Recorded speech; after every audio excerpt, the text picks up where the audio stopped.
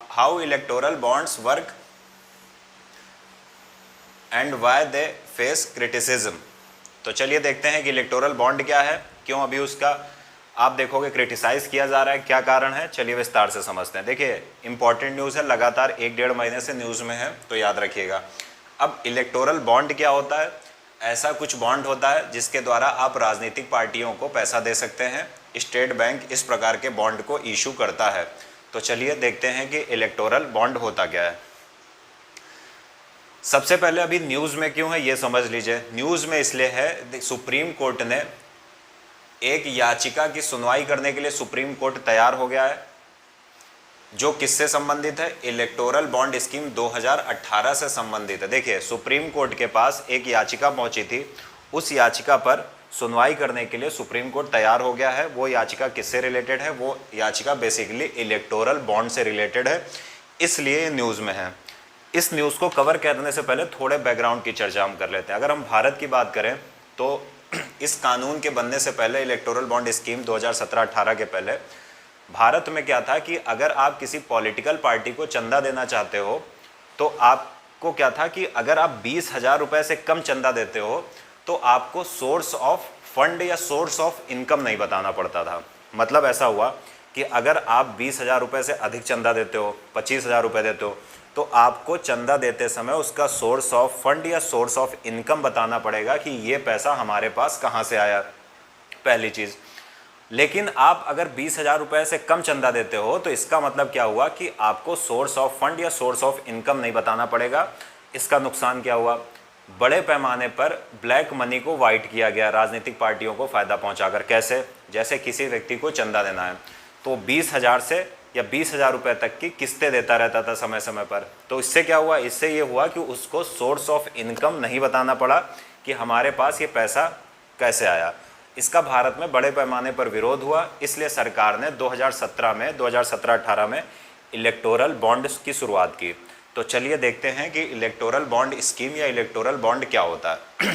देखिए अब प्रोविज़न क्या है? अब प्रोविज़न ये है कि आप डायरेक्ट सरकार को कैश में या नगद चंदा नहीं देंगे। आप एसबीआई के पास जाएंगे। मान लो कि आपको किसी राजनीतिक पार्टी को चंदा देना है, आप एसबीआई के पास जाओगे, आपका अकाउंट एसबीआई में होगा। अब आप क्या करोगे कि एसबीआई में जाकर बताओगे कि मुझे 10,000 रुपये का इलेक्टोरल बॉन्ड चाहिए। एसबीआई में आपके खाते से 10,000 रुपये कट कर लिया जाएगा और आपको एक इलेक्टोरल बॉन्ड प्रदान कर दिया जाएगा जिसमें 10,000 रुपये लिखा होगा। जैसे ये इलेक्टोरल बॉन्ड अगर आप देखो तो कुछ इस प्रकार का इलेक्टोरल बॉन्ड आपको 10,000 रुपये या 1,000 रुपये लिखा हुआ है, तो 10,000 रुपये वाला इलेक्टोरल बॉन्ड प्रदान कर दिया जाएगा। अब आप क्या करेंगे कि ये जो 10,000 रुपये वाला इलेक्टोरल बॉन्ड है, इसको लेकर उस राजनीतिक पार्टी के कार्यालय में जाएंगे और वहाँ पर आप वो इलेक्टोरल बॉन्ड दे दोगे। बाद में उस इलेक्टोरल बॉन्ड को राजनीतिक पार्टी बैंक से भुना लेगी। अब ये पूरा प्रोसेस है। इस इलेक्टोरल बॉन्ड पर किसी भी व्यक्ति का नाम नहीं लिखा होता है, मतलब कोई दूसरी पार्टी उस व्यक्ति को राजनीतिक चंदा किसी दूसरी पार्टी को देने के कारण परेशान नहीं कर सकती है। तो सामान्य तौर पर इलेक्टोरल बॉन्ड का यही कॉन्सेप्ट है। अब चलिए थोड़ा सा देख लेते हैं बेसिक। पहली चीज, these bonds are issued in multiples of 1,000, 10,000, 1 lakh, 10 lakh, 1 crore without any maximum limit. ये जो इस प्रकार के इलेक्टोरल बॉन्ड आते हैं, इनको आप देखोगे तो मल्टीपल्स में दिया जाएगा। कैसे? ये 1,000 के गुणक में 10,000, 1 लाख, 10 लाख, 1 करोड़ और 1 करोड़ से अधिक भी हो सकते हैं, लेकिन इसी गुणक में लगभग आपको दिए जाएंगे क्या? Electoral bond. इनकी कोई मैक्सिमम लिमिट नहीं है, आप चाहो तो 10 करोड़ का दे दो, ये आप याद रखिएगा। अब दूसरी बात है, इस प्रकार के बॉन्ड अगर आपको किसी राजनीतिक पार्टी को चंदा देना है तो आप इस प्रकार का चंदा देने के लिए जाओगे कहाँ पर? State Bank of India is authorised to issue and encash these bonds. ये इन बॉन्ड को जारी करने की, इशू करने की और ऑथोराइज की जो पावर दी गई है वो एसबीआई या स्टेट बैंक ऑफ इंडिया को दी गई है। Which are valid for 15 days from the date of issuance. मान लो आपने इलेक्टोरल बॉन्ड ले लिया और आप 15 दिन तक उसको राजनीतिक पार्टी को देते नहीं हो, तो वो सिर्फ उसकी वैलिडिटी 15 दिन की होगी, उसके बाद वो बेकार हो जाएगा। तो अगर आप एसबीआई से इलेक्टोरल बॉन्ड ले रहे हो तो 15 दिन के अंतर्गत आपको उसको जिस भी राजनीतिक पार्टी को देना है आप उसको दे देंगे। उसके बाद नेक्स्ट चीज, These bonds are only redeemable in the designated account of registered political party. क्या आप किसी भी पार्टी को दे सकते हो? ऐसा नहीं है। ऐसी पार्टी जो भारत में एक रजिस्टर्ड हो, पंजीकृत पार्टी हो, उसको आप चंदा दे सकते हो इलेक्टोरल बॉन्ड के माध्यम से। Next, available for purchase by any citizen of India. Bharat का कोई भी नागरिक इलेक्टोरल बॉन्ड को परचेज कर सकता है। आगे देखो, for a period of 10 days. ऐसा नहीं हो सकता है कि आप कभी भी पूरे साल में खरीदो, ऐसा नहीं है। आपके लिए कुछ निश्चित महीने हैं, जैसे जनवरी, अप्रैल, जुलाई, अक्टूबर, 3-3 महीने पे आप देखोगे तो लगभग आपको दिख जाएगा। आप जाओगे इन महीनों में, यानी जनवरी, अप्रैल, जुलाई, अक्टूबर में SBI में शुरुआत के 10 दिन में, यानी 1 तारीख से 10 तारीख के बीच आप जाओगे तो इस प्रकार के बॉन्ड आपको मिल जाएंगे। आगे देखते हैं, a person being an individual can buy bonds either singly और ज्वाइंटली विथ अदर इंडिविजुअल। कह रहा है कि कोई व्यक्ति अकेले भी एक इलेक्टोरल बॉन्ड खरीद सकता है, उसके बाद ज्वाइंट तौर पर या कई लोगों के साथ मिलकर भी इलेक्टोरल बॉन्ड को खरीद सकता है। इंपॉर्टेंट पॉइंट है, ये याद रखिएगा, अगर एग्जाम में आए तो ये पॉइंट पूछा जा सकता है। The donors name is not mention on the bond. कह रहा है कि बॉन्ड पर, इलेक्टोरल बॉन्ड पर दाता का नाम मेंशन नहीं होगा।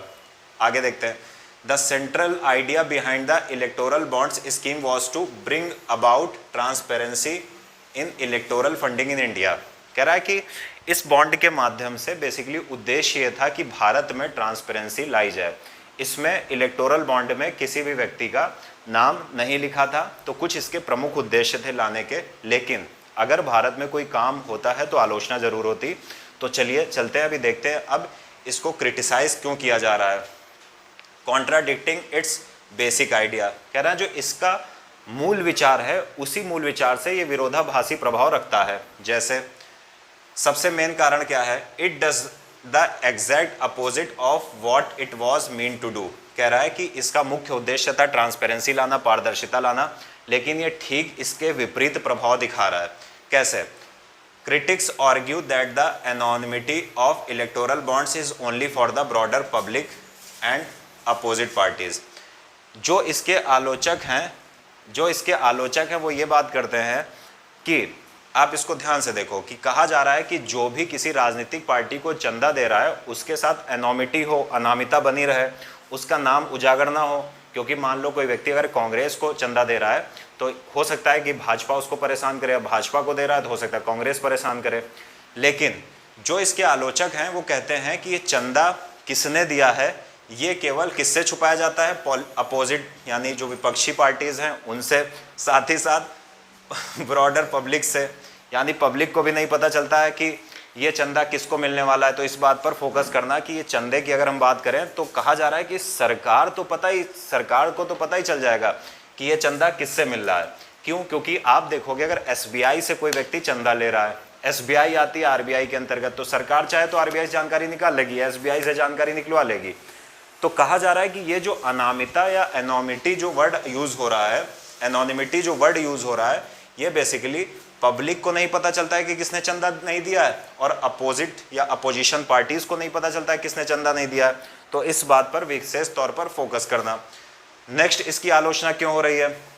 The fact that such bonds are sold via a government owned banks leaves the door open for the government to know exactly who is funding. देखिए, अब कह रहा है पॉसिबिलिटी ऑफ एक्सटॉर्शन, यानी आप देखोगे तो इस आधार पर, यानी इन बॉन्ड्स के माध्यम से आप देखोगे कि किसी का शोषण भी हो सकता है, परेशान भी किया जा सकता है। कैसे?